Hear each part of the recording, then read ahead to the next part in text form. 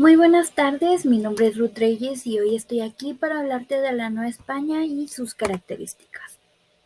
Para empezar, tienes que saber que la Nueva España fue el nombre que se le da al territorio correspondiente al Virreinato de Nueva España, establecido en el Imperio Español durante los siglos XVI al XIX. A continuación te proporcionaré algunas de las características, como son la forma de gobierno, la economía, la cultura y la sociedad. Empezando con el sistema de gobierno, en la Nueva España se basaba en una estructura colonial que estaba controlada por autoridades y funcionarios españoles. El máximo representante del gobierno en la Nueva España era el virrey, que está aquí marcado con amarillo, quien era designado por la corona, por el rey de España, perdón. El virrey tenía amplios poderes administrativos y políticos y actuaba como el gobernante supremo de la colonia en el nombre del rey, que está acá arribita, marcado en rojo. Además del virrey había también otros funcionarios importantes en la Nueva España, como el Real y Supremo Consejo de las Indias, que está aquí, con sede en España. Este era encargado de asesorar al rey en los asuntos relacionados con las colonias americanas, incluida la Nueva España, y también habían audiencias que eran tribunales superiores encargados de impartir la justicia y administrarla en la colonia. La administración colonial se dividía en diferentes regiones llamadas audiencias y capitanías generales, cada una con su propio gobernador. Estas servían y estaban destinadas para facilitar el control y la administración de la colonia. En el nivel local, es decir, aquí en la Nueva España, existían ayuntamientos, se pueden ver en la imagen. Estos estaban en las principales ciudades y pueblos, que eran responsables de la administración local y la resolución de problemas cotidianos. Sin embargo, la participación política estaba restringida en gran medida a una élite colonial y la población indígena tenía un papel limitado en el gobierno. Es importante tener en cuenta que el sistema de gobierno y la estructura administrativa en la Nueva España evolucionaron a lo largo de los siglos del dominio español, por lo que hubo cambios significativos en diferentes periodos de la historia colonial.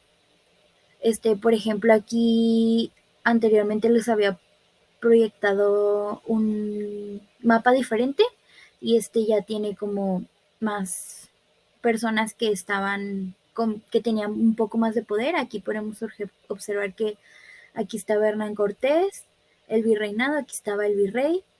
Del virreinato, salía la audiencia, los gobernadores, el cabildo, el ayuntamiento, los corregidores y alcaldes mayores y la iglesia. Y por acá arriba teníamos al rey de España, a la Casa de Contratación de Sevilla y, como había dicho anteriormente, el Supremo Consejo de Indias. Mientras tanto, la economía de Nueva España se basaba en gran medida en la explotación de recursos naturales y la producción agrícola. A continuación te hablaré de algunos aspectos destacados de la economía en ese momento, en la Nueva España. Empezando por la encomienda y tributo. Este era uno de los pilares de la economía en el sistema de la Nueva España. Los españoles recibían tierras y manos de obras indígenas y los indígenas estaban obligados a trabajar esas tierras y las minas también de los encomenderos a cambio de protección y evangelización. Además, se les exigía el pago de tributos en forma de productos agrícolas o minerales. En segundo tenemos la minería, que fue una actividad económica fundamental en la Nueva España, si no es que de las más importantes, ya que se descubrieron yacimientos de plata en lugares como Zacatecas, Guanajuato y Taxo, y llevó al auge de la extracción de metales preciosos. La plata era exportada hacia España y otras colonias y contribuyó significativamente en el crecimiento económico de la riqueza de la colonia española. En tercer lugar tenemos la producción agrícola, que también fue un sector importante de la economía colonial. En este se cultivaban diversos productos como el maíz, el frijol, el cacao, el azúcar y el añil. El sistema de haciendas y plantaciones estaba ampliamente extendido y se utilizaba principalmente mano de obra indígena y esclava africana. También, ay, una disculpa. También tenemos el comercio. La Nueva España estaba conectada con el sistema comercial del Imperio Español, en donde se estableció un monopolio comercial en la cual el comercio estaba regulado y controlado por la corona española, a través de ese sistema de flotas y galeones.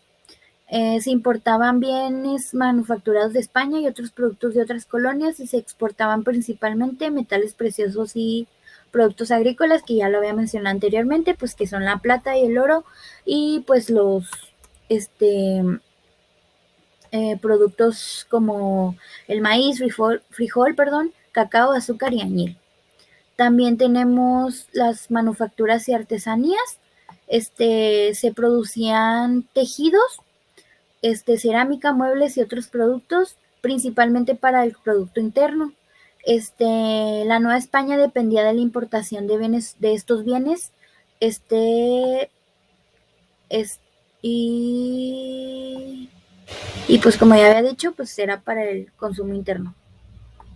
También es importante destacar que la economía de la Nueva España estaba organizada para beneficiar principalmente a la corona española. La colonia enviaba la mayor parte de sus riquezas a la metrópoli, lo que generaba un flujo constante de recursos hacia Europa, y esta situación contribuyó a la desigualdad económica y el estancamiento de ciertos sectores productivos en la colonia. Mientras, la cultura de la Nueva España fue un resultado de las fusiones de las tradiciones indígenas y prehispánicas y la influencia española.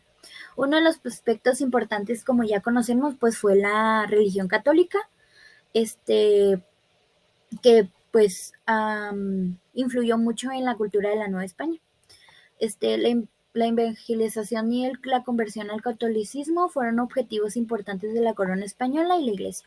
Se construyeron numerosas iglesias, catedrales y conventos y se promovieron festividades religiosas como la Semana Santa, la religión católica, y se mezcló con las creencias prácticas indígenas, dando origen a una forma sincrética de la religión. Varios aspectos destacables fueron, pues, el arte. En se reflejaba una combinación de influencias indígenas y europeas. Se destacaron la arquitectura, la escultura, la pintura y la platería, y se construyeron magníficas iglesias y catedrales en estilo barroco y neoclásico, como la Catedral de la Ciudad de México y la Catedral de Puebla. También se desarrollaron escuelas de pintura y escultura, como la Escuela Mexicana de Pintura. Otro aspecto sería la literatura. Durante este periodo colonial se produjo una importante producción literaria en la Nueva España.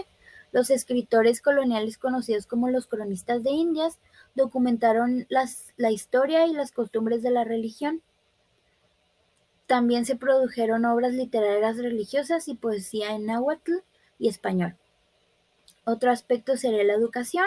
La educación en la Nueva España estaba en manos de la Iglesia, como ya la mayoría sabemos.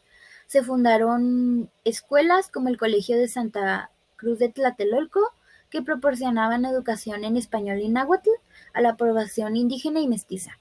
Estos lugares también enseñaban teología y preparaban a los sacerdotes. Y otro aspecto sería la gastronomía. La gastronomía en la Nueva España fue una fusión de ingredientes y técnicas indígenas y españolas, y se incorporaron alimentos como el maíz, el frijol, el chile, el chocolate, el cacao, la vainilla y el tomate en la cocina. Además, la colonia se convirtió en un punto de encuentro de productos provenientes de distintas partes del mundo, como el trigo, que era, si no mal recuerdo, originario de España, las carnes de cerdo y diversas especies. Es muy importante destacar que la interacción cultural y la mezcla de tradiciones continuaron a lo largo de los siglos, dando lugar a la rica diversidad cultural que caracteriza a México en la actualidad, pues como es el catolicismo, nuestro idioma al español y pues varias cositas así.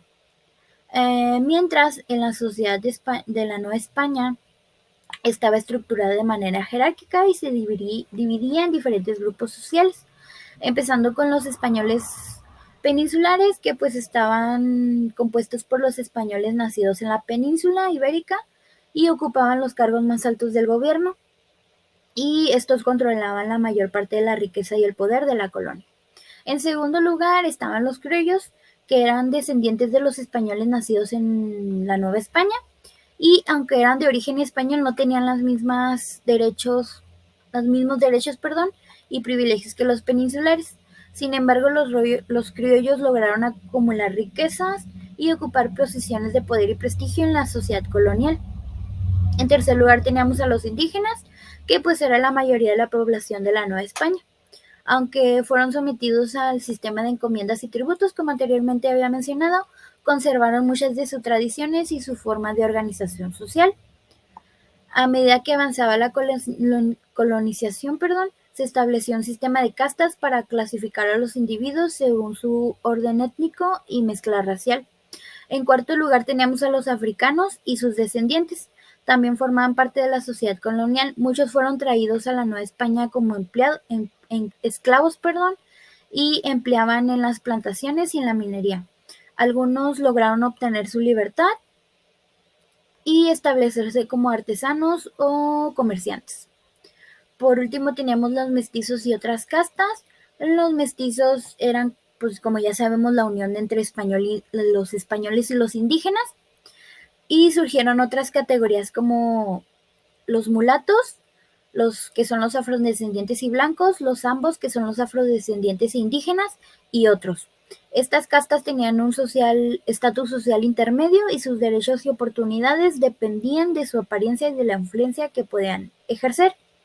Es muy importante destacar que esta clasificación social no era estática y se podía ascender o descender en la escala social a través de factores como la riqueza, el matrimonio, la educación y la influencia política. Sin embargo, el sistema colonial perpetuaba la desigualdad social y la discriminación basada en el origen étnico y racial. Les voy a hablar un poquito del día a día de cada uno de los clasificados anteriormente. Su día era variado, mientras que los indígenas se dedicaban a la agricultura, la pesca, la artesanía para poder sobrevivir. También trabajaban en la tierra de los españoles y estaban sujetos pues a lo que ellos decían. Y los españoles, dependiendo de su ocupación, se dedicaban a administrar las propiedades, y pues a hacer actividades de ocio o trabajar en sus talleres, negocios o en el ejército. La mayoría de los españoles vivían en las ciudades donde tenían acceso a servicios básicos como mercados, tiendas y hospitales, y algunos españoles ricos poseían haciendas o plantaciones en las zonas rurales donde supervisaban a los trabajadores indígenas. En general, los españoles disfrutaban de privilegios y estatus superiores en comparación a los indígenas, pues como anteriormente ya les mencionaba, pues los indígenas pescaban, trabajaban en la minería, en la agricultura y pues haciendo artesanías. Y los españoles participaban en el gobierno de la colonia y se beneficiaban de la explotación de recursos humanos, de recursos naturales, y pues también del recurso humano, que sería la mano de obra indígena. La desigualdad de clases de la Nueva España contribuyó a la perpetuación de un sistema social injusto y opresivo. La brecha entre ricos y pobres se hizo cada vez más amplia, generando resentimiento y conflictos sociales. Estas tensiones eventualmente jugaron un papel importante en los movimientos independentistas que surgieron a principios del siglo XIX. Y pues eso sería todo por mi parte. Muchas gracias por escucharme y prestarme atención estos minutos.